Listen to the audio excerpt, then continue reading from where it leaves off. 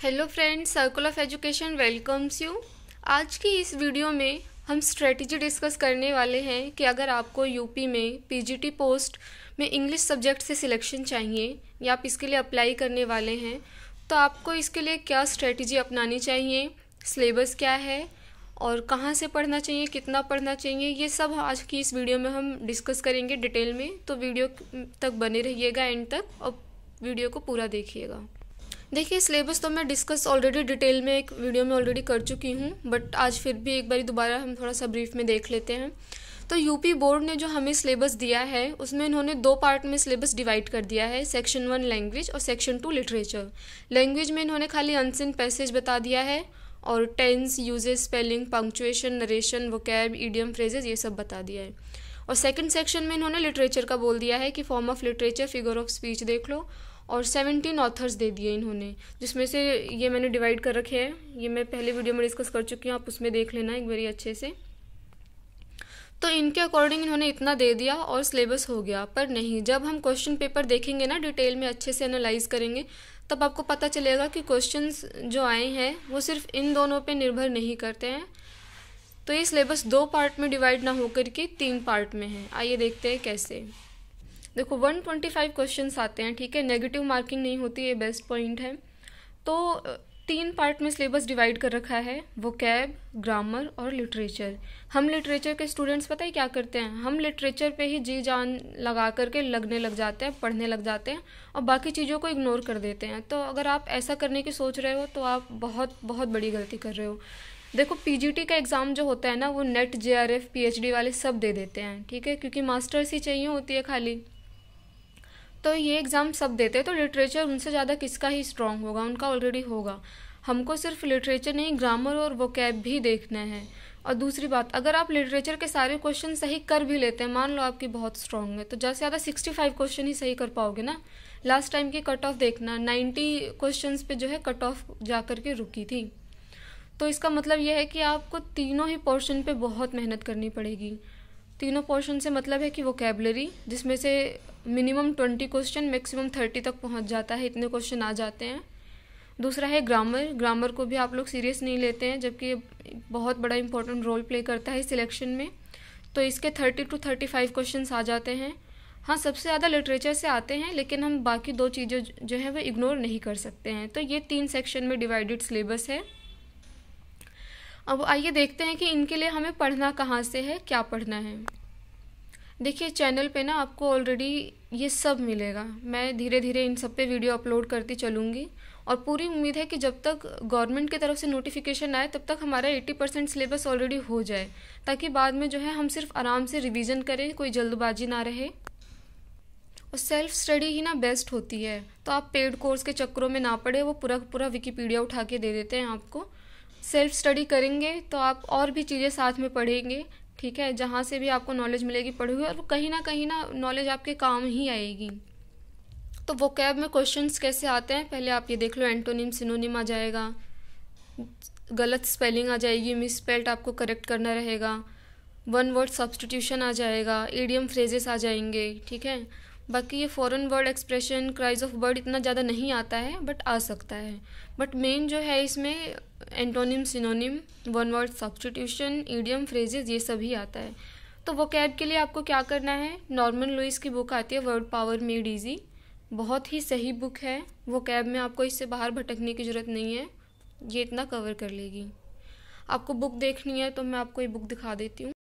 ये बुक का cover page है, नॉर्मन लुइस का वर्ड पावर मेड ईजी। इसमें देखो, इस बुक से पढ़ने का फ़ायदा ये है ना, एक तो वोकैब के लिए ये बेस्ट है, ऑलरेडी सब बोलते हैं, ठीक है, इसका कोई क्रिटिसाइज़ करता हुआ नहीं मिलेगा आपको। बट इस बुक की जो बेस्ट चीज़ ये है कि आप एक वर्ड पढ़ेंगे ना, क्योंकि उन्होंने रूट वर्ड के हिसाब से चीज़ें ऑर्गेनाइज करी हुई हैं। तो आप एक वर्ड पढ़ोगे तो आपको समझ लो 10 वर्ड आपके तैयार हो जाएंगे। एक तो ये बुक ना देखो बहुत मोटी है, ठीक है, इसको पढ़ना थोड़ा बोरिंग हो जाता है, मुश्किल हो जाता है, बट मैं आपको बताती हूँ इसको पढ़ना कैसे है, ठीक है। वोकैब के लिए आपको अलग से टाइम देने की ज़रूरत नहीं है। ऐसा नहीं है कि आपने देखा कि ठीक है ये मोटी सी बुक है, 10-15 दिन निकालते हैं आराम से और 10-15 दिन के अंदर अंदर इस बुक को ख़त्म कर देंगे। अगर आप ये करने की सोच रहे हो तो आप गलत कर रहे हो। वोकैब ऐसी चीज़ ही नहीं है कि आप 10 दिन में रट के ख़त्म कर दोगे, नहीं। आपको क्या करना है, आपको डेली के ना 10 वर्ड उठाने हैं और वो 10 वर्ड करने हैं। आप डेली डेली डेली 10 वर्ड करते जाएंगे और आपकी ये बुक बड़े आराम से कंप्लीट हो जाएगी, आपको पता भी नहीं चलेगा और वर्ड्स याद हो जाएंगे। ये कम्प्लीटली आपकी चॉइस है कि आपको इस बुक को लेना है कि नहीं, क्योंकि इसके ऊपर मैं नोट्स ऑलरेडी बना चुकी हूँ। आप कहेंगे तो डेली के 10 वर्ड जो है मैं खुद ही चैनल पे डाल दिया करूँगी, आप वहाँ से देख लेंगे। तो इस तरीके से आपका वोकैब हो जाएगा। डेली 10 वर्ड्स मैं डालती रहूँगी, आप चेक करते रहना। वोकैब के बाद अब हम आ जाते हैं ग्रामर पे। तो ग्रामर के लिए भी ना आपको ज़्यादा वो परेशान होने की ज़रूरत नहीं है, भटकने की ज़रूरत नहीं है। लोग जो आपको सजेस्ट करें कि आप SP बख्शी ले लो, रेन मार्टिन ले लो, ये सब ले लो, नहीं, इनकी लैंग्वेज टफ़ है, आप उल्टा कंफ्यूज हो जाएंगे, भटक जाएंगे। मैं बताती हूँ इसके लिए आपको बेस्ट बुक अगर कोई सी लेनी है ग्रामर के लिए तो आप ये लूसेंट की जनरल इंग्लिश की ग्रामर की बुक ले लो। हिंदी इंग्लिश एडिशन है ये। इस बुक का देखो बेस्ट पार्ट ये है कि ये बाइलिंगुअल है, ठीक है। AK ठाकुर की बुक है ये। आप ख़रीदते वक्त अगर आपको परचेज़ करनी है तो इसका ज़रूर ध्यान देना, क्योंकि इसकी बहुत सारी बुक्स आती हैं। तो इसमें से आपको देखो मैं बताती हूँ क्या करना है। पार्ट ऑफ स्पीच से बहुत क्वेश्चन आते हैं। ग्रामर का पोर्शन अगर देखा जाए ना, अगर आप क्वेश्चन पेपर एनालाइज करेंगे तो उसमें पार्ट ऑफ स्पीच से बहुत क्वेश्चन, कम से कम 5 क्वेश्चन देखने को मिल जाते हैं। तो उसमें होता क्या है कि कोई सेंटेंस दे देते हैं, उसमें एक वर्ड जो है अंडरलाइन कर देंगे और उसमें पूछा जाता है कि ये एडवर्ब है, वर्ब है, एडजेक्टिव है, नाउन है, प्रोनाउन है, आपको ये आइडेंटिफाई करना है। तो आपको पार्ट ऑफ स्पीच बहुत ही अच्छे से करना है। उसी के अंदर आपका प्रीपोजिशन, कंजंक्शन, एडवर्ब, वर्ब, ठीक है, नाउन, प्रोनाउन, ये सब आ जाएगा। पार्ट ऑफ स्पीच के बाद आपको टेंस अच्छे से करना है, narration, active passive voice, syntax जिसके अंदर सब्जेक्ट वर्ब एग्रीमेंट हो जाएगा, और ट्रांसफॉर्मेशन। ये इतना ही करना है आपको ग्रामर में। आप कोई मॉडल्स वगैरह की और भटकने की ज़रूरत नहीं है, वहाँ से क्वेश्चन बिल्कुल भी नहीं आते हैं। और अगर आपको ये वर्ड पावर मेड इजी की जो नॉर्मन लुइस बुक है, अगर उसके वोकैब थोड़े से कम लगे या लगे कि क्वेश्चन और कहीं से भी आ सकता है, तो आपको इसी लूसेंट में ना आपको ये 1 वर्ड सब्स्टिट्यूशन देखने को मिल जाएगा, ईडियम फ्रेजेस देखने को मिल जाएंगे, एंटोनिम सिनोनिम देखने को मिल जाएंगे। तो आप थोड़े बहुत वर्ड्स जो हैं वो यहाँ से भी तैयार कर सकते हैं, यहाँ से भी क्वेश्चंस आते ही हैं। तो अगर आप ग्रामर की बुक परचेज़ करने की सोच रहे हैं तो आप लूसेंट की ले सकते हैं बिना किसी डाउट के। बाकी जब हमारा लिटरेचर का 80% पोर्शन हो जाएगा, मैं अपने चैनल पे करवा दूँगी, तो मैं ग्रामर की सीरीज़ भी शुरू कर दूँगी साथ के साथ ही। इससे ये रहेगा कि समझना इजी हो जाएगा। बाकी ये बुक इतनी ज़्यादा टफ है नहीं, बाइलिंगुअल है, हिंदी मीडियम वालों के लिए तो ये एक ब्लेसिंग है कि आपको रूल्स बहुत अच्छे से समझ आ जाएंगे। तो जितनी भी बुक आपको मार्केट में दिख रही है ना, समझ लो ये सब की एक कंबाइंड बुक है। इसको अगर आपने पढ़ लिया है तो आपका कोई भी रूल्स कहीं नहीं छूटेगा, आप अच्छे से सारे क्वेश्चंस अटेम्प्ट कर पाएंगे प्रैक्टिस के साथ। तो देखो 2 सेक्शन तो मैंने आपको बता दिया कि वोकैब कहाँ से करनी है और ग्रामर कहाँ से करनी है। इसके लिए आपके पास 2 बुक्स ये हो गई। अब हम आते हैं लिटरेचर पे। तो बोर्ड वालों ने तो क्या किया है कि 17 राइटर्स बता दिए हैं बस, ठीक है। लेकिन क्वेश्चन जब हम देखेंगे ना क्वेश्चन पेपर, तो उसमें हमें देखने को मिलेगा कि सिर्फ राइटर्स से क्वेश्चंस नहीं आए हैं, 2 क्वेश्चंस तो minimum history of English literature से भी आ जाते हैं। तो इसके लिए तो बहुत सारी बुक हैं अच्छी खासी, विलियम जे लॉन्ग हो गई, एडवर्ड एल्बर्ट हो गए, रॉटलेज हो गए। लेकिन आपको ये नहीं पढ़ना है, बहुत टाइम टेकिंग हो जाएगा, ठीक है, और इतना ज़्यादा मेहनत करने की ज़रूरत है नहीं। इसके लिए मैं पूरी जो है इंग्लिश लिटरेचर की सीरीज़ चैनल पे डाल चुकी हूँ, आप प्लेलिस्ट में देख लेना। तो हिस्ट्री ऑफ इंग्लिश लिटरेचर तो आपको मेरे चैनल से अच्छे से हो जाएगा। अब आते हैं लिटरेरी टर्म्स पे। लिटरेरी टर्म्स के लिए भी अगर आप बुक्स देखने की सोच रहे हैं तो ये है glossary of literary terms MH Abraham की। लेकिन ये पढ़ना आपके लिए टफ हो जाएगा, समझ नहीं आता इतनी जल्दी, और तो इसके लिए आपको परेशान होने की ज़रूरत नहीं है। ये कहाँ से करना है मैं आपको बताती हूँ।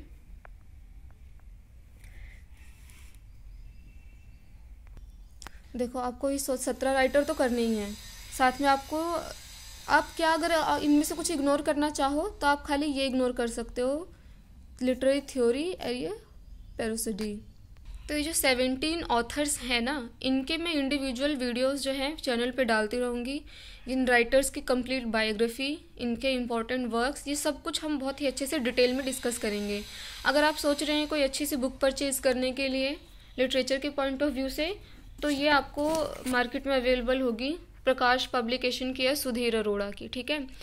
तो इस बुक से ना आपको ये बुक का अच्छा चीज़ ये है कि ये वन इन ऑल है। इसके अंदर आपको लैंग्वेज और लिटरेचर दोनों मिल जाएगा। हालांकि आप इसमें से लिटरेचर ही करें तो ज़्यादा अच्छा होगा। तो लिटरेरी टर्म्स जो है आप इस क्वेश्चन से करें। यूपी पीजीटी के लिए इंग्लिश में ये बुक बहुत अच्छी मानी जाती है, बहुत अच्छी है, मैंने पढ़ रखा है इसको पूरा। तो लिटरेरी टर्म्स एंड फॉर्म्स जो है ना आप यहाँ से करेंगे, फिगर ऑफ स्पीच, क्योंकि रिपीटेड क्वेश्चंस जो होंगे या फिर अक्सर जो एग्ज़ाम में पूछे जाते हैं वो इस बुक में ऑलरेडी दे चुके होंगे ये लोग, ठीक है। तो आप यहाँ से ये सब कर लेना, अलग से पढ़ने की ज़रूरत नहीं है। बाकी जो 17 राइटर्स हैं वो आप यहाँ से देख सकते हैं। हालांकि इस बुक की अगर थोड़ी सी कमी अगर देखी जाए तो यह है कि इन्होंने बहुत ज़्यादा डिटेल में जो राइटर्स हैं इनको डिस्कस नहीं किया है। अदरवाइज़ ये बुक बहुत अच्छी है। और अगर आप दूसरी कोई बुक लेना चाहते हैं पीजीटी के लिए ही, तो वो एक बुक आती है सक्सेस इन योर हैंड, जो कि रंजीत सिंह की है, डॉक्टर रंजीत सिंह सर हैं, उनकी बुक है। ये वॉल्यूम 2 बुक लेनी है आपको, अगर लेनी है तो। वॉल्यूम 2 क्या है, सिर्फ इंग्लिश लिटरेचर इसमें कवर किया है इन्होंने। तो इसमें ये जो बुक है ना, इसमें जो राइटर्स हैं इसको थोड़ा सा डिटेल में कर रखा है। इन दोनों बुक का अगर कंपैरिजन करें तो ये सुधीर अरोड़ा की वन इन ऑल है। अगर आपको एक ही बुक लेनी है तो आप ये अरोड़ा सर की ले सकते हैं, लेकिन अगर आपको चाहिए कि आपके रिसोर्सेज थोड़े से ज़्यादा हों, लिमिटेड ना हो करके, तो आप ये रंजीत सिंह की सक्सेस इन योर हैंड भी ले सकते हैं। इसमें जो राइटर्स हैं, वर्क्स हैं, इनको थोड़ा सा डिटेल में डिस्कस कर रखा है। हालांकि क्योंकि ये सिर्फ लिटरेचर के पॉइंट ऑफ व्यू से ही है, इसमें आपको और कुछ देखने को एक्स्ट्रा नहीं मिलेगा। देखो, कंप्लीट मटेरियल कहीं एक जगह से नहीं मिलेगा, ठीक है। ये बात तो हम सबको पता है कि एकदम से परफेक्ट चीज़ कोई सी भी नहीं होने वाली। लेकिन इसका मतलब ये भी नहीं है कि हम मार्केट में जाएं, जो अच्छी बुक्स मिल रही हैं सारी इकट्ठी करते जाएं और पढ़ें एक भी ना। ये करना ही अपने आप को धोखा देना होता है कि हम 10 बुक इकट्ठी कर लेते हैं और फिर पढ़ते एक भी नहीं है। तो आपको एक ही बुक को 10 बार अच्छे से पढ़ लेना है, 10 बुक्स के लिए भटकने की ज़रूरत नहीं है। और मैं जो चैनल पे नोट्स डाल रही हूँ ना, वो जो है वो कहीं एक सोर्स से बनाए हुए नोट्स हैं नहीं। जो भी मेरे नोट्स हैं वो इस बुक से और मेरी नेट जेआरएफ की बुक्स रखी हुई हैं, मैं उनसे देखती हूँ, विकिपीडिया, मतलब 5-6 रिसोर्सेज को अगर इकट्ठा किया जाए, अच्छे ऑथेंटिक रिसोर्सेज, तब जा कर के मैंने जो है वो नोट्स बनाए हैं। तो अगर आप चैनल पे मेरे नोट्स ही फॉलो कर लेते हैं, बहुत अच्छे से सीरियस होकर उनको पढ़ लेते हैं, तो आपको इन बुक्स की भी इतनी ज़्यादा ज़रूरत नहीं पड़ेगी। सेल्फ स्टडी ही बेस्ट होती है। पेड कोर्स वाले जो होते हैं ज़्यादातर विकिपीडिया ही आपको छाप के दे देते हैं, ठीक है। और अगर उनको बोल दिया जाए ना कि 2 महीने बाद या 3 महीने बाद एग्ज़ाम है, तो वो हाथ खड़े कर लेते हैं, आपका सिलेबस कवर नहीं करवाते वो। तो खुद से जितना कर पाओ उतना ज़्यादा अच्छा रहेगा। खुद के नोट्स बनाओ, खुद के नोट्स हम बनाते हैं, खुद से लिखते हैं, तो हमको ऑलरेडी चीज़ें याद हो जाती हैं आधे से ज़्यादा। तो मेरे जो नोट्स आपको चैनल पे देखने को मिलेंगे ना, वो 5-6 रिसोर्सेज का मिक्स करके एक ऑथेंटिक मटेरियल आपको मिलेगा। आप चैनल फॉलो करते रहेंगे तो भी आपका काम चल जाएगा। लेकिन अगर आप बहुत ज़्यादा चाहते हैं कि आपको बुक लेनी ही है, तो आपको मैंने बता दिया आप कौन सी बुक्स ले सकते हैं। तो जैसे जैसे हम लिटरेचर में राइटर्स कवर करते जाएंगे ना, 17 राइटर्स हैं, साथ ही साथ हम MCQ करते जाएंगे, तो इससे ये होगा कि आपको एक बेसिक आइडिया लग जाएगा कि क्वेश्चन किस राइटर पे कैसे आ सकते हैं। और अपनी तैयारी के साथ साथ सबसे इम्पोर्टेंट रोल प्ले करता है कि आपको एक आइडिया हो कि क्वेश्चन कैसे सेट होते हैं, कौन से स्टेट के। तो ये जो है ना, मैंने एक घटना चक्र आता है ये लिया था। इसमें जो है वो प्रीवियस ईयर के क्वेश्चन पेपर आ जाते हैं सारे ही। इसमें 26 क्वेश्चन पेपर्स हैं, ये ले सकते हैं आप, या फिर आप यूथ पब्लिकेशन की आती है एक, आप वो ले सकते हैं। इससे होगा ये कि आपको एक आइडिया लग जाएगा प्रीवियस ईयर के क्वेश्चन पेपर कैसे हो सकते हैं। तो साथ के साथ आप ना ये भी सॉल्व करते चलिएगा।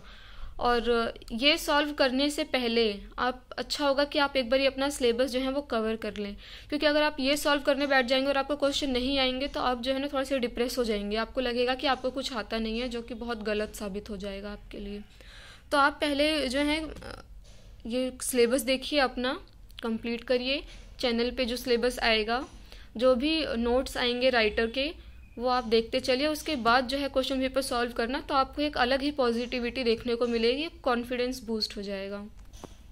बाकी जैसे ही हमारा 80% लिटरेचर कवर कर लूँगी मैं चैनल पे, उसके बाद जो है हम ग्रामर की सीरीज़ भी शुरू कर देंगे। तो कोशिश ना पूरी यही रहेगी कि जब तक गवर्नमेंट की तरफ से एडवर्टाइजमेंट आए हमारा लगभग सिलेबस हो जाए, ताकि सिर्फ हम रिवीजन करें बहुत अच्छे से, जल्दबाजी के चक्कर में ना पड़े, ऐसे भी चीज़ें जो है वो बेकार हो जाती हैं। तो देखो, लिटरेचर के लिए मैंने आपको बुक्स बता दी। हिस्ट्री ऑफ इंग्लिश लिटरेचर आपको चैनल पे मिल जाएगा। ये 17 राइटर्स आपको चैनल पे मिल जाएंगे। अगर आपको बुक लेनी है तो कौन सी लेनी है वो बता दिया मैंने। लिटरेरी मूवमेंट्स पे मैं बहुत जल्दी वीडियो अपलोड करूँगी, आपको वहाँ से देखने को मिल जाएगा। और लिटरेरी टर्म्स और फिगर ऑफ स्पीच आपको सुधीर अरोड़ा से आपको कर लेंगे तो आपको एक आइडिया लग जाएगा कि किस तरीके से क्वेश्चंस पूछे जाते हैं और रिपीटेड क्वेश्चंस क्या हैं। इसके लिए आपको अलग से भटकने की ज़रूरत नहीं है। आई होप ये वीडियो देखने के बाद आपके सारे डाउट्स क्लियर हो गए होंगे कि कहाँ से पढ़ना है, कैसे पढ़ना है, क्या करना है, सिलेबस क्या है। अगर इसके बाद भी आपके मन में कोई डाउट है, आप कुछ पूछना चाहते हैं, तो आप कमेंट सेक्शन में आकर के अपनी व्यूज़, अपने क्वेश्चंस रख सकते हैं, आपको रिप्लाई ज़रूर मिलेगा। और अगर आपको वीडियोस पसंद आ रही है तो लाइक करें, और आपके जो भी फ्रेंड्स हैं अगर वो तैयारी करना चाह रहे हैं, किसी को डाउट है कि कैसे क्या करना है, तो उनके साथ ये वीडियो शेयर करें। ये जो है ये क्वेश्चन पेपर है 2021 का। अगर आप कहेंगे तो एक बार हम इसको भी देख लेंगे कि किस तरीके से क्वेश्चन आए थे, नहीं आए थे। तो ये अब आपके ऊपर है, आप बुक्स लेना चाहें तो ले सकते हैं, नहीं तो जो वीडियोज़ आएंगी वही सफिशिएंट होंगी, बस आपको सीरियस होकर फॉलो करने की ज़रूरत है। So thanks for watching this video. Bye.